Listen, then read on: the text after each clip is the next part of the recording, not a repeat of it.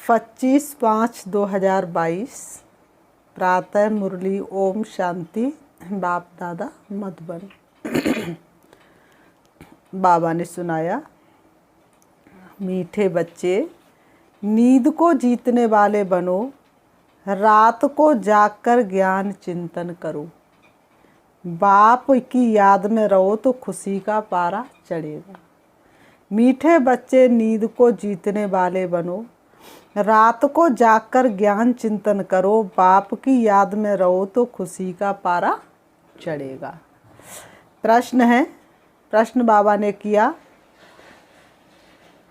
भारत में अनेक छुट्टियां होती हैं, लेकिन संगम युग पर तुम्हें एक सेकंड भी, भारत में अनेक छुट्टियां होती हैं लेकिन संगम युग पर तुम्हें एक सेकंड की भी छुट्टी नहीं मिलती। क्यों? उत्तर, क्योंकि संगम का एक एक सेकंड मोस्ट वैल्यूबल है। इसमें श्वासों श्वास बाप को याद करना है, रात दिन सर्विस करनी है, आज्ञाकारी वफादार बन याद से विक्रम विनाश करके इज्जत के साथ सीधा घर जाना है। सजाओं से छूटना है, आत्मा और शरीर दोनों को कंचन बनाना है। इसलिए तुम्हें एक सेकंड की भी छुट्टी नहीं। गीता हमारे तीर्थ न्यारे हैं। ओम शांति। बच्चे जानते हैं कि तीर्थ यात्रा दो प्रकार की होती है, एक रूहानी, दूसरी जिस्मानी। बाबा ने कहा तीर्थ यात्रा दो प्रकार की होती है, एक रूहानी, दूसरी जिस्मानी। घाट भी दो प्रकार के हो गए, एक तो नदियों के घाट हैं, दूसरा फिर तुम बच्चों के नए नए सेंटर्स अर्थात घाट बनते जाते हैं। बाबा ने कहा एक तो नदियों के घाट है जहाँ पर हर व्यक्ति स्नान करने जाता है, और दूसरे सेंटर्स भी एक घाट है। पूछेंगे कि कानपुर में ज्ञान अमृत पीने व ज्ञान स्नान करने के लिए करने के कितने घाट हैं? पूछेंगे कि कानपुर में ज्ञान अमृत करने के, ज्ञान स्नान करने के कितने घाट हैं? तो कहेंगे 4-5 घाट हैं। एड्रेस भी सब घाटों की डाली जाती है। उन्होंने कहा सारे सेंटर्सों का एड्रेस डाला जाता है, जो जहाँ नज़दीक है वह वहाँ जा कर के ज्ञान स्नान कर सकते हैं, ज्ञान अमृत पी सकते हैं, भटकने की ज़रूरत नहीं है। ये फलाना घाट है, वहाँ जाकर जो ज्ञान स्नान करेंगे वह जीवन मुक्ति पा सकेंगे। बच्चे जानते हैं कि मुक्ति और जीवन मुक्ति किसको कहा जाता है। बरोबर भारत जीवन मुक्त था, उनको ही स्वर्ग कहा जाता है। फिर जीवन बंधन में आते हैं। अब हर व्यक्ति का जीवन बंधन में है, कोई न कोई बंधन हर मनुष्य आत्मा के साथ है। कलयुग में कोई भी जीवन मुक्त हो नहीं सकता, तो उनको नरक कहा जाता है। बंधन को तो नरक ही कहेंगे ना। संबंध में सुख का अनुभव होता है, बंधन में दुख का अनुभव होता है। तो आज तो दुनिया में बंधन ही बंधन है। तुम बच्चे जानते हो हम तीर्थों पर जाते हैं, ज्ञान स्नान करने से ही सद्गति हो जाती है। ज्ञान का स्नान करने से ही सद्गति होती। इसलिए भक्तों ने कहा मन चंगा तो कठौती में गंगा। सद्गति का साक्षात्कार भी तुम बच्चों को हुआ है। सद्गति कहा जाता है स्वर्ग को और दुर्गति कहा जाता है नरक को। नरक जैसी दुर्गति कहीं नहीं होती, स्वर्ग जैसी सद्गति कहीं नहीं होती। तो आज दुर्गति का कितना बुरा हाल है। दुर्गति भी नंबर बार है, तो दुर्गति में इंसान का कितना बुरा हाल हो चुका है। बाबा ने कहा सद्गति स्वर्ग जरूर सतयुग है और दुर्गति नरक जरूर कलयुग है। कलयुग माना कलह कलेश अशांति। तुम बच्चे सबको निमंत्रण देते हो कि इस कलयुगी नरक से सतयुगी स्वर्ग में चलेंगे। योग के मार्ग पर हम बुलाते तुम्हें, आओ भाई बनो राजयोगी, आओ बहनों बनो राजयोगी। और यहाँ कोई काम धंधा नहीं कराया जाता है, यहाँ सिर्फ राजयोग सिखला करके जीवन को सुखी बनाया जाता है। स्वर्ग के साथ सतयुग अक्षर जरूर डालना है, तो स्वर्ग और नरक अलग अलग हो जाएगा। नहीं तो मनुष्य कह देते स्वर्ग नरक यहाँ ही है। स्वर्ग और नरक को भारतवासी ही जानते हैं। वहाँ जाएंगे देवी देवता धर्म वाले, और किसको पता नहीं है। हर एक का अपना अपना धर्म और अपना धर्म शास्त्र है। हर एक धर्म स्थापक का अपना धर्म और अपना धर्म शास्त्र है। तो हर एक को अपना धर्म शास्त्र ही पढ़ना चाहिए। अपना धर्म शास्त्र ही कल्याणकारी होगा। तुम बच्चे जानते हो कि हम बरोबर ऊंच कुल के हैं। तुम बच्चे जानते हो हमसे ज़्यादा ऊंच कुल और किसी का होता नहीं। जब तक तुम मनुष्यों को ड्रामा का राज नहीं समझाएंगे, तब तक तो वह घोर अंधेरे में है ना। इसलिए इन चित्रों पर भी समझाना चाहिए।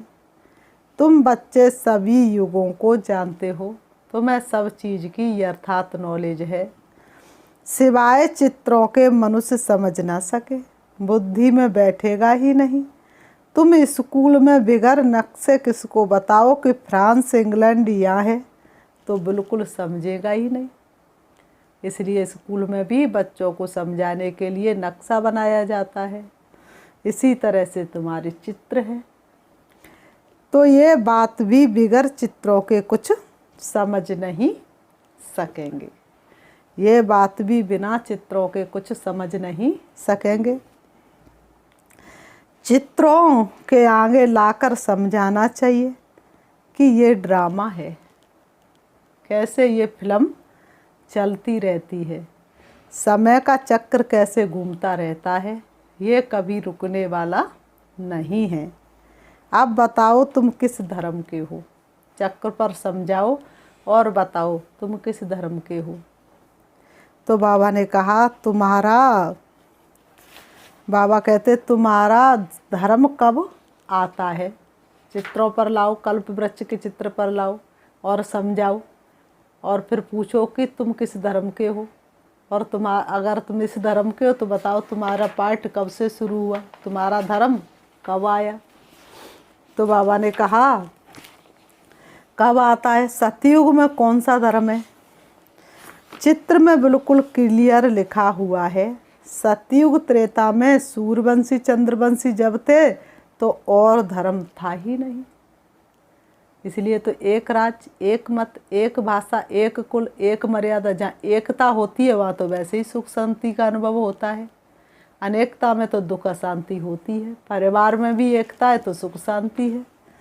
अब वह देवता धर्म है नहीं, इसलिए ज़रूर वह स्थापन होना चाहिए।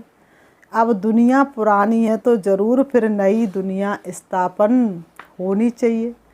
नई दुनिया में लक्ष्मी नारायण का राज्य था। लक्ष्मी नारायण का चित्र ही मुख्य है। लक्ष्मी नारायण का नाम वाला है। उनके बड़े बड़े मंदिर भी बनाते हैं, सो भी हीरे जवाहरातों से जड़ती भी बनाते।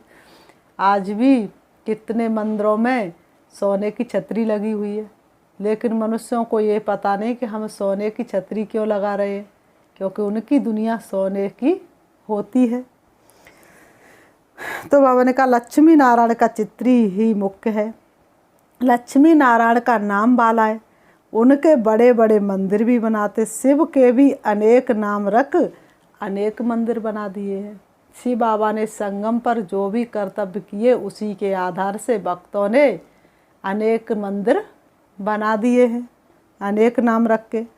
उनका भी नाम वाला है। सोम रस पिलाते हैं शिव बाबा आकर के, सोम रस पिलाते हैं, इसलिए सोमनाथ नाम रख दिया है। मनुष्यों ने बहुत नाम रख दिए हैं। तो समझाना पड़ता है। रुद्र शिव सोमनाथ ये सब नाम क्यों रखे हैं। बद्रीनाथ का अर्थ क्या है। बहुत नाम बिना समझ के भी रख दिए। बाबा ने कहा बद्रीनाथ का क्या अर्थ है तो मनुष्य बता ही नहीं सकेंगे। अमरनाथ का क्या अर्थ है, चलो आत्मा अजरम अमर अविनाशी है तो उसका पिता वो शिव बाबा, इसलिए अमरनाथ नाम रखा, लेकिन बद्रीनाथ नाम क्यों रखा। तो बाबा ने कहा इसलिए मनुष्य मूझे हुए हैं। इसका यथार्थ नाम ही है रुद्र गीता ज्ञान यज्ञ। बाप कहते हैं इस मेरे ज्ञान यज्ञ से यह विनाश ज्वाला प्रज्वलित हुई है। ये है भगवान वाच। तो पहले जब कोई आए तो उन्हें गीता पर भी जरूर समझाओ। उसमें लिखा हुआ है भगवान वाच मामेकम याद करो तो विक्रम विनाश होंगे और तुम मेरे पास चले आएंगे। वह है बेहद का बाप, स्वर्ग का रचयिता, जीवन मुक्ति का रचयिता। नाम ही है हेवनली गॉड फादर, जो हेवन की स्थापना करते हैं। हेवन में रहते नहीं हैं, सब करके खुद को छिपाया। तो सब करके खुद को छिपा लेते हैं, वह हेवन में रहते नहीं। इतनी सुंदर दुनिया रचने के बाद उसकी तरफ एक बार भी झांक करके नहीं देखते। तो कितना निष्कामी बाप है। नाम ही है, बाबा ने कहा हेवन स्थापन करने वाला है भगवान। स्थापना विनाश पालना का कार्य करते हैं ना। तो अब बाप कहते मुझ पारलौकिक बाप को याद करो और अपने को अशरीरी आत्मा समझो, नहीं तो मेरे पास कैसे आएंगे। बाप कहते ये तुम्हारा अंतिम जन्म है, इसलिए मेरे साथ योग लगाने से तुम्हारे विक्रम विनाश होंगे। इसको योग अग्नि कहा जाता है। मनुष्य तो तंदुरुस्ती के लिए अनेक प्रकार के योग सिखलाते हैं। अब पारलौकिक बाप कहते मेरे से योग लगाओ और इस ज्ञान की धारणा करो तो तुम्हारे विक्रम विनाश होंगे और फिर मैं तुमको सतयुग वैकुंठ की बादशाही दूंगा। बाबा कहते और मैं तुमको सतयुग की बादशाही दूंगा। तो बाबा ने कहा इतनी ऊंची बादशाही लेने के लिए बाप का कहना मानना चाहिए ना। तो मानना चाहिए ना। बाप कहते हैं नींद को जीतने वाले बच्चे, नींद को जीतकर बाप को याद करो, क्योंकि तुमको मेरे पास मेरी निराकारी दुनिया में आना है। अगर कृष्ण होता तो कहता मेरे वैकुंठ में आना है। वो थोड़ी ना निमंत्रण देता परम धाम का। जो जहाँ का वासी होगा वहाँ की ही मंजिल दिखाएगा ना। जिसका जहाँ घर होगा वहीं के लिए तो इनवाइट करेगा।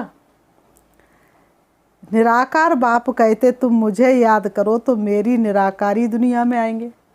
मेरे पास आने का ये एक ही रास्ता है, दूसरा रास्ता मेरे पास आने का है ही नहीं।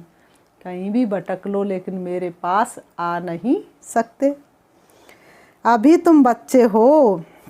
मुख वंशावली, कुक वंशावली और मुख वंशावली अक्षर बिल्कुल सहज है। कोख से जन्म लेने वाले और मुख से जन्म लेने वाले। अभी तुम कहते हो बाबा मैं तेरा हूँ, बाबा मैं जो हूँ जैसा हूँ आपका हूँ। मैं भी कहता हूँ हाँ बच्चे तुम मेरे हो। एक बार कहा तू मेरा है, 100 बार तुम्हारा साथ मिला। एक कदम रखा तेरी राहों पर तो जन्म जन्म का साथ मिला। तो तुमने एक बार कहा मेरा बाबा तो 1000 बार बाबा ने कहा मेरे बच्चे। तो अब तुम मेरी मत पर चलो, तुम मेरे हो। बाबा कहते मैं भी कहता हूँ हाँ बच्चे तुम मेरे हो। तो अब तुम मेरी मत पर चलो। जब तुम मेरे हो तो तुम जानते हो भारत जब स्वर्ग था तब बाकी इतनी सब आत्माएं कहाँ थी। मुक्ति धाम में। वहाँ है ही एक धर्म, इसलिए ताली बजती नहीं। वहाँ एक है ही एक धर्म, इसलिए वहाँ ताली नहीं बजती। लड़ाई झगड़े का नाम नहीं।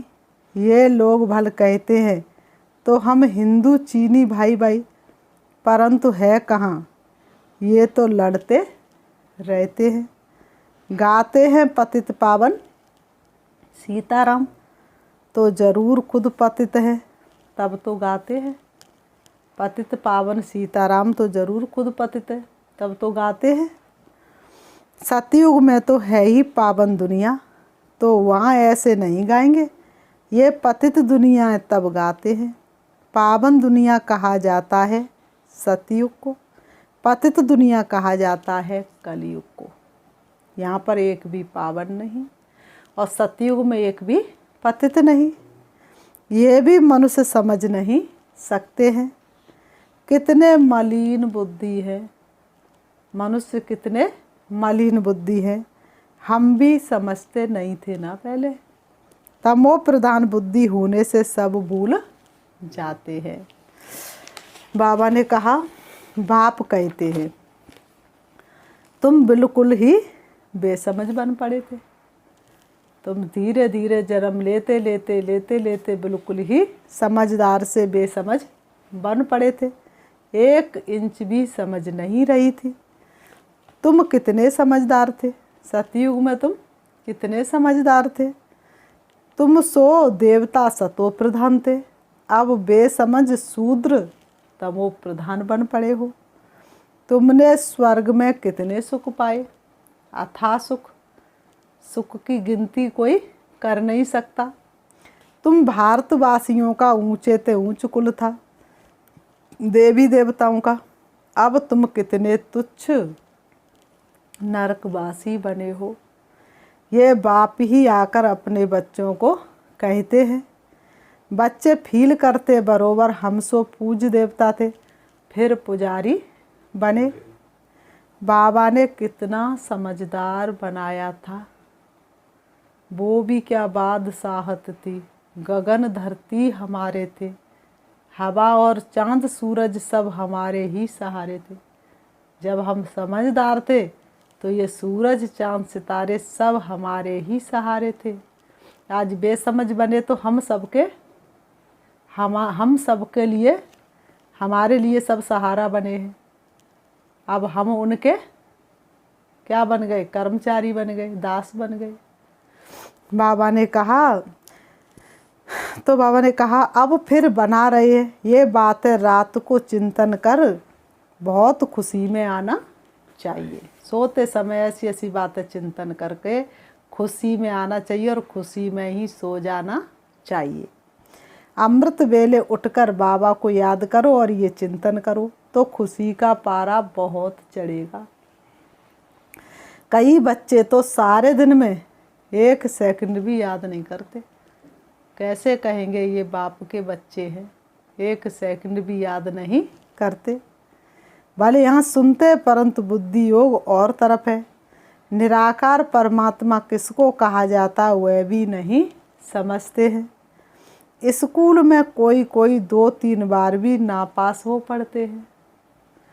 आखिर पढ़ नहीं सकते हैं तो फिर स्कूल ही छोड़ देते हैं। या तो पढ़ाई समझ में नहीं आई या फिर पढ़ाई समझ में आई लेकिन पढ़ाई करने की मेहनत उनसे पहुंच नहीं रही, इसलिए वो स्कूल ही छोड़ देते हैं। यहाँ भी पढ़ाई समझ में नहीं आती तो छोड़ देते हैं।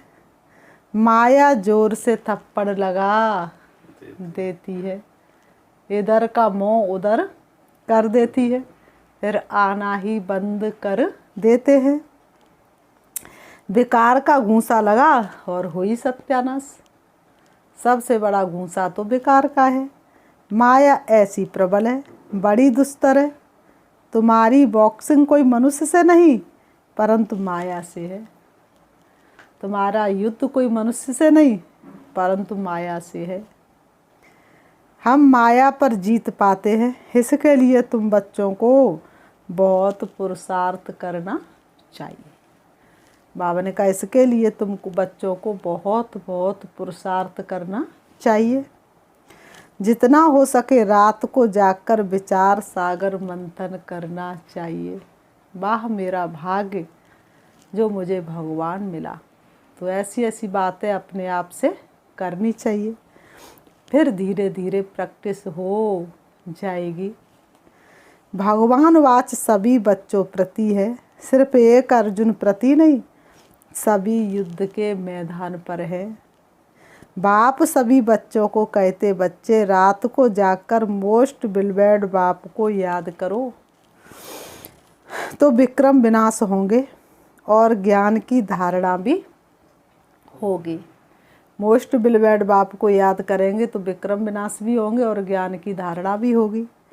नहीं तो जरा भी धारणा होगी नहीं। याद नहीं करेंगे तो तुम्हारी जरा भी धारणा होगी नहीं। अगर मेरी आज्ञा का उल्लंघन करेंगे, मेरे को याद नहीं करेंगे तो बहुत सजाएं खानी पड़ेंगी। ईश्वरी डायरेक्शन मिलते हैं ना, बाबा कहते ईश्वरी डायरेक्शन मिलते हैं ना। मैं तुम्हारा बहुत मीठा मीठा बाप हूँ। बाबा से ज़्यादा मीठा दुनिया में कोई हो नहीं सकता। बाबा से ज़्यादा प्यार दुनिया में कोई कर नहीं सकता। मेरे को याद करने से तुम मेरे पास आ जाएंगे। सजा खाकर फिर आना ये तो ठीक नहीं है। जिसका बाप ही पढ़ाए और फिर भी बच्चा पास ना हो तो बेइज्जती की बात है ना। तो बाबा ने कहा सजा खाकर पास होना ये कोई बात ठीक नहीं है। इतना पुरुषार्थ करो जो धर्म राजपुरी में तुमको बिल्कुल ठहरना नहीं पड़े।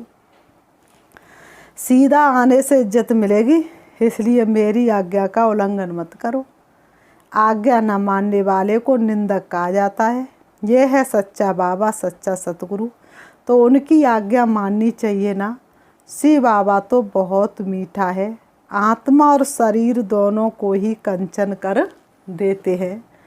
कंचन काया सिर्फ तंदुरुस्ती को नहीं कहा जाता है। आत्मा की भी प्योर और शरीर भी प्योर, उसको कंचन काया कहा जाता है। देवताओं की कंचन काया थी, अभी तो सबकी किचड़े की काया है। देवताओं की काया कैसी थी? कंचन। और आज तो सबकी काया किचड़े की है। किसी से भी पूछो कि तुम्हें कोई बीमारी है तो एक भी ऐसा व्यक्ति नहीं होगा जो अपनी बीमारी के बारे में तुम्हें ना बताए। तो सबकी काया किचड़े की हो गई, क्योंकि आत्मा कमज़ोर तो शरीर भी कमज़ोर। 5 तत्व तमो प्रधान है, तो उससे शरीर देखो कैसा बनता है, शक्लें देखो कैसी हैं। कृष्ण की तो बहुत महिमा है। ऐसा शरीर तो तुमको स्वर्ग में ही मिल सकता है। अभी तुम फिर सो देवता, ऐसा देवता बनते हो तो मुख्य बात है रात को जाकर याद करेंगे तो प्रैक्टिस पड़ेगी। नींद को फिटाना चाहिए। प्रैक्टिस करने से सब कुछ होता है। धंधा धोरी रोटी बेलना पकाना आदि सब प्रैक्टिस से ही सीखना होता है ना। बाबा ने कहा बिना प्रैक्टिस किए थोड़ी ना ये सारे काम सीख गए। ऐसे ही बाप को याद करने की, रात में जागने की प्रैक्टिस करो। बाप को याद करना भी सीखना है। जिसको सारा कल्प भूले हो, अब उस बाप को याद करना है तो बाबा खुश होगा, तो शिव बाबा खुश होगा। नहीं तो कहेंगे ये वफादार फरमानदार बच्चा नहीं है। बाबा ने कहा फिर बहुत सजा खाएंगे। उनकी तकदीर में मार है, इसलिए इस समय पुरुषार्थ नहीं कर रहे हैं। यहाँ कोई थोड़ा भी किसको गुस्सा करते हैं तो बिगड़ते हैं। वहाँ धर्मराज सजा देंगे फिर थोड़े ही कुछ कर सकेंगे। यहाँ तो अगर कहो तुम पुरुषार्थ क्यों नहीं करते, क्यों गफलत करते, तो बिगड़ पड़ेंगे। वहाँ धर्मराज सजा देंगे तब थोड़ी ना बिगड़ेंगे। जैसे जेल में गवर्नमेंट बहुत मुफ्त का काम कराती है ना, कितना कैदियों से काम कराती, देती क्या है? कुछ नहीं। बाबा ने कहा तो बाबा कहते कोई बिगर मेहनत जेल भोगते हैं, कोई को मेहनत करनी पड़ती है। तो धर्मराजपुरी में भी जब धर्मराज सजा देंगे तो कुछ कर नहीं सकेंगे। धर्मराजपुरी में जब धर्मराज की सजाएं मिलेंगी तो उस समय कुछ कर नहीं सकेंगे। अंदर समझेंगे कि हमारा ही दोष है, तब तो सज़ा मिली है। ये भी फील करेंगे कि हमने बाप का फरमान नहीं माना है, इसलिए सज़ा मिलती है। इसलिए बाबा कहते हैं जितना हो सके मुझे याद करो। अच्छा, देखो भारत में जितनी सबको छुट्टियां मिलती उतनी और कहाँ नहीं मिलती है, परंतु यहाँ हमको 1 सेकंड भी छुट्टी नहीं मिल सकती। जब घरों से माताएं ज्ञान सुनने के लिए आती है तो बच्चे कहते हैं आप कहाँ जाती हो, तो माता कहती हम पढ़ने के लिए जाते हैं। तो बच्चे कहते हैं हमारी तो छुट्टी होती है हफ्ते में 1 बार और आपकी 1 दिन की भी छुट्टी नहीं होती है। तो बाबा ने कहा संगम के ऊपर तुम्हें 1 सेकंड की भी छुट्टी नहीं मिल सकती, क्योंकि बाबा कहते श्वासों श्वास याद में रहो, एक एक श्वास मोस्ट वैल्यूबल है। बच्चों को रात दिन बाबा की सर्विस में रहना चाहिए, यही साथ जाएगा और कुछ साथ जाने वाला नहीं है। तुम ऑलमाइटी बाबा के ऊपर आशिक हो या उनके रथ पर या दोनों पर, जरूर दोनों पर आशिक होना पड़े, केवल रथ पर नहीं, दोनों पर आशिक होना पड़े। बुद्धि में ये रहेगा कि वह इस रथ में है, उनके कारण तुम इस पर आशिक हुए हो, शिव बाबा के कारण ही तुम इस रथ पर आशिक हुए हो, बाकी रथ से तुम्हारा क्या संबंध। शिव के मंदिर में भी बैल रखा हुआ है, वह भी पूजा जाता है। भक्त लोग बैल को थोड़ी नहीं छोड़ देते, शिव के साथ साथ बैल की भी पूजा करते हैं। कितनी गुहा बातें हैं जो रोज़ नहीं सुनते, वह कोई ना कोई बात मिस कर देते हैं। रोज़ सुनने वाले कभी फेल नहीं होंगे, मैनर्स भी अच्छे रहेंगे। बाबा को याद करने में बहुत बड़ी प्रॉपर्टी फ़ायदा है, फिर उनसे भी बड़ी प्रॉफिट बाबा की नॉलेज को याद करना। योग भी प्रॉफिट, ज्ञान भी प्रॉफिट। बाबा को याद करने से तो विक्रम विनाश होते हैं और पद भी ऊंच मिलता है। जहाँ बाबा रहते हुए है मुक्तिधाम ब्रह्मलोक, लेकिन सबसे अच्छा ये ब्राह्मणों का लोक, जब बाबा भी मिल रहे और ब्राह्मण भी मिल रहे। ब्राह्मण जनेऊ जरूर पहनते हैं, चोटी भी रखते हैं, क्योंकि बाबा हम ब्राह्मणों को चोटी से पकड़ ले जाते हैं। फिर बाबा ने कहा अच्छा मीठे मीठे सिकी लते बच्चों प्रति मात पिता बाप दादा का याद प्यार और गुड मॉर्निंग। रूहानी बाप की रूहानी बच्चों को नमस्ते। हम रूहानी बच्चों की रूहानी बाप दादा को याद प्यार और नमस्ते नमस्ते नमस्ते। धारणा के लिए मुख्य सार नंबर 1, शरीर और आत्मा दोनों को कंचन बनाने के लिए बाप को याद करने की आदत डालनी है, कभी भी आज्ञा का उल्लंघन नहीं करना है। शरीर और आत्मा दोनों को कंचन बनाने के लिए बाप को याद करने की आदत डालनी है, कभी भी आज्ञा का उल्लंघन नहीं करना है। नंबर 2, पढ़ाई के समय चेक करना है कि बुद्धि इधर उधर भागती तो नहीं है, कभी भी पढ़ाई मिस नहीं करनी है, माया की बॉक्सिंग में हार नहीं खानी है। वरदान सर्व आत्माओं को शुभभावना शुभकामना की अंजलि देने वाले सच्चे सेवाधारी भव। सर्व आत्माओं को शुभ भावना शुभ कामना की अंजलि देने वाले सच्चे सेवाधारी भव। स्पष्टीकरण है, सिर्फ वाणी की सेवा ही सेवा नहीं है, शुभ भावना शुभ कामना रखना भी सेवा है। ब्राह्मणों का ऑक्यूपेशन ही है ईश्वरी सेवा। कहाँ भी रहते सेवा करते रहो, कहाँ भी रहते सेवा करते रहो। कोई कैसा भी हो, चाहे पक्का रावण ही क्यों ना हो, कोई आपको गाली भी दे तो भी आप उन्हें अपने खजाने से शुभ कामना शुभ भावना की अंजलि जरूर दो। जब तुम्हारे पास ये जमा होगा शुभ कामना शुभ भावना का बल, तभी तो दूसरे को दे पाएंगे, नहीं दे कैसे पाएंगे। तब कहेंगे सच्चे सेवादारी। गाली भी दे रहा तो भी शुभ भावना शुभ कामना। स्लोगन, पवित्रता ही ब्राह्मण जीवन का मुख्य फाउंडेशन है। धरत परिये धर्म न छोड़िए। पवित्रता ही ब्राह्मण जीवन का मुख्य फाउंडेशन है। धरत परिये पर धर्म न छोड़िए। अच्छा, ओम शांति।